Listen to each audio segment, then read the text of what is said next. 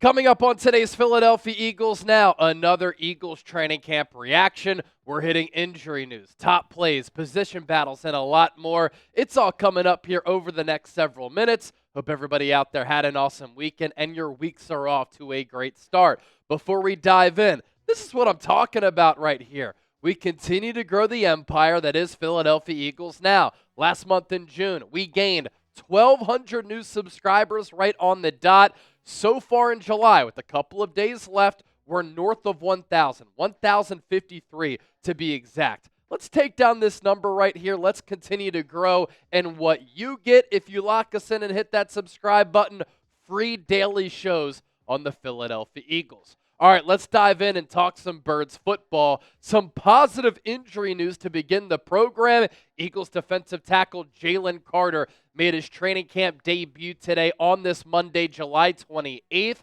He had not practiced yet so far in training camp due to a shoulder injury, but Nick Sirianni said prior to practice that he was going to be on the practice field, and he was. That's a good sign because, as we know, Carter, one of the most important players on this Eagles defense, one of the most disruptive forces in the entire National Football League. And if he goes on to have a stellar 2025 like he did in 2024, this time next year, we're going to be talking about Carter cashing in on a new deal that will pay him between $30 and $40 million. And I don't think a lot of people realize just how special Carter was in year two. Among all defensive tackles, he was number one in snaps, so he's been a very durable player so far in his career. He was number 3 in pressure rate, 4th in pass rush win rate, tied for 3rd in sacks, 2nd in quarterback hits, 2nd in hurries with 52. He was number 1 at the position in batted passes with 7. He was first in forced fumbles. His run stop win rate ranked 3rd, and he was 1st in TFLs. Isn't it crazy to think that Carter could continue to get better? Some of the things we heard this offseason from the likes of Jeremiah Trotter and Vic Fangio is that so far up to this point, Carter has relied on his athletic ability to succeed at the position. He's still learning the nuances and how to play defensive tackle if he can keep his head on straight. And so far, he's done a great job of that. Good job, Jalen Carter. If he can continue to stay healthy, he could go down as one of the top Eagle defenders in the history of this organization. Carter making his training camp debut. Safety Andrew Mukuba, who the Eagles drafted with their second-round selection, did not participate in practice today due to a shoulder injury. He did have some injury concerns while in college. He's a smaller, slighter player, and he was banged up a little bit at Clemson and at Texas. During the Saturday practice session, on a diving attempt to try to break up a pass, he landed on that shoulder. We're not really sure the severity of that injury, but we'll see if this keeps him out for a little while. And the safety position for Philadelphia continues to be a fascinating position to watch because of the youth and inexperience at that position alongside Reed Blankenship.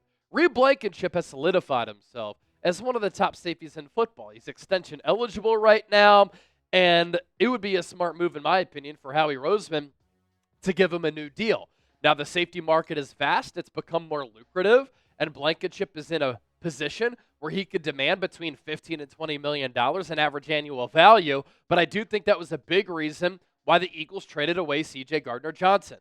But that was a big risk because C.J. Gardner-Johnson was a terrific player for the Eagles, a ball hawk who consistently made plays on the ball, had so many interceptions when he was in the lineup, and while the Eagles were looking ahead, as good businesses do, at a potential salary cap crunch at that position and on defense with the likes of Carter and Nolan Smith, Reed Blankenship being extension eligible, they did not need to trade C.J. Gardner-Johnson away this offseason. They could have done it next offseason. So for a team that has Super Bowl aspirations and Super Bowl hopes, you might go with Andrew Mukuba, Sidney Brown as a starting safety. They are inexperienced players, which could be a weakness at that third level. Elliott Shore-Parks, 94 WIP, sharing some of the same concerns that I have, saying this during practice today. The Eagles very obviously need to trade for a safety. Now, he said that And then the Eagles defense went on to rule the day. And to start training camp, Jalen Hurts was uber efficient. The ball was barely hitting the ground. But the last two practices, it has been Vic Fangio's defense, especially in coverage on that back end, that has been very good. And so what I think Howie will do to kind of round out this point, evaluate the young players, evaluate the young personnel, and see if they can cut it. If not, that's when you make an external move at the safety position. Either trade for a veteran or assign a veteran like Justin Simmons, because today the secondary held up very well. As for rookie Jahan Campbell, he continued to get run with the first-team defense. He struggled a little bit in moments, but then there were other moments where he made some really good plays. It seems as though he's more comfortable in zone coverage as compared to man. That's not out of the, ordinary for a young player. He did make some good plays against the run. What I love to see here is that today was the first day that pads came on for Philadelphia, and Jahan Campbell was on the field practicing just like he was last week. Here, you continue to see the length and the athleticism on display, and he's been one of the most impressive Eagles during camp. This tweet from E.J. Smith of the Philadelphia Inquirer, former Temple guy, alongside myself in the media department there at Temple University, tweeting this out. Jahan Campbell had a rough first one-on-one session against running backs and man coverage. He got beat in almost every rep and was called for defensive holding once. Tough drill for a linebacker in space, to be fair, but I think he's more comfortable in zone coverage right now. Again, that is not abnormal for a young player, especially a player who has a pass rushing background that made the switch to off-ball linebacker. This is what you love to see, though, is that Campbell did some push-ups right after that drill, seemingly upset with himself for giving up a catch on his final rep. Now, after this, he still got run with the first-string defense alongside Zach Bond. So Vic Fangio putting him in a spot to test him, and it's a good learning opportunity for the rookie first-round pick out of Alabama. As for the Eagles' injury report today, these players did not practice. Danny Gray with the finger, Smile Mondon, illness, Drew Mukuba, shoulder, DeVonta Smith, also not on the practice field due to back tightness. These players limited. Jahan Campbell, shoulder. He's been limited all camp, but in pads today. That's a great sign coming off that labrum surgery. Jalen Carter, also limited, but in pads today. Kenyon Green, knee. Cam Jurgens with that back injury. As for some position battle updates, the veteran cornerback Adoree Jackson ran with the ones again to start practice. That is now 2 consecutive practices that he has gotten the nod ahead of Keely Ringo at that outside corner spot opposite of Quinyon Mitchell. And even though Jahan Campbell is rising up the depth chart and he's turning some heads, it was still Jeremiah Trotter Jr. who ran with the ones at linebacker next to Zach Bond. He is a Vic Fangio favorite. While he might not be the athlete or have the speed that Campbell does, he has something that Campbell sometimes lacks, and that is instincts and a natural feel for the position. Elsewhere, Quinyon Mitchell has been the only cornerback so far in training camp who's been able to defend and stick with A.J. Brown.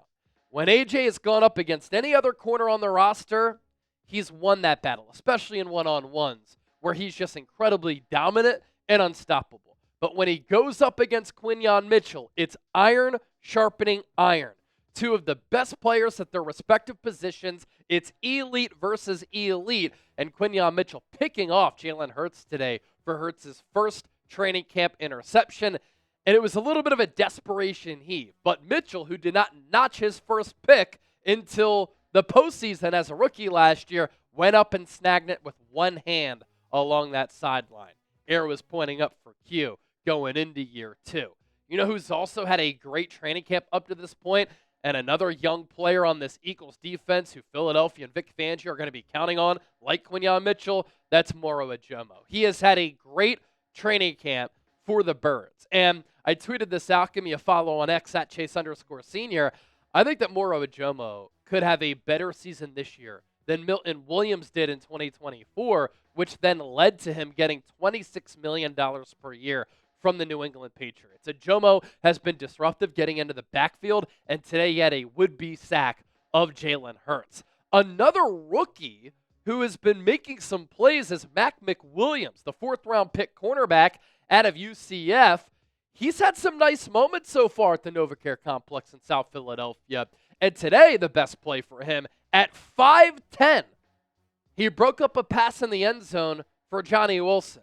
That is a size and height disadvantage for the rookie because Wilson is 6'6", but McWilliams was able to rise up, win that rep, and come through with a nice pass breakup. A constant today for this Eagles defense was that the coverage was awesome. Regardless of who was out there, the coverage was really holding up. Azeez Ojulari, free agent acquisition for Philadelphia, also had a big sack of Tanner McKee in the red zone on a fourth down play. Good to see him getting into the backfield because the Eagles will be counting on him for their pass rush plans in 2025. And with the offense struggling a little bit, not just today, but on Saturday as well, Jalen Hurts very vocal about the offensive mistakes. His interception, by the way, today came on his 63rd throw of training camp. Last training camp and last year, he did not throw a pick all throughout training camp. He went 305 throws without an INT. A bright spot on the offense is that Dallas Goedert had another strong day. That connection between him and Jalen Hurts has been a very good one. And throughout training camp in its entirety, Dallas Goedert has been dominant. I think he feels a little bit motivated. Eagles didn't want to give him that contract extension.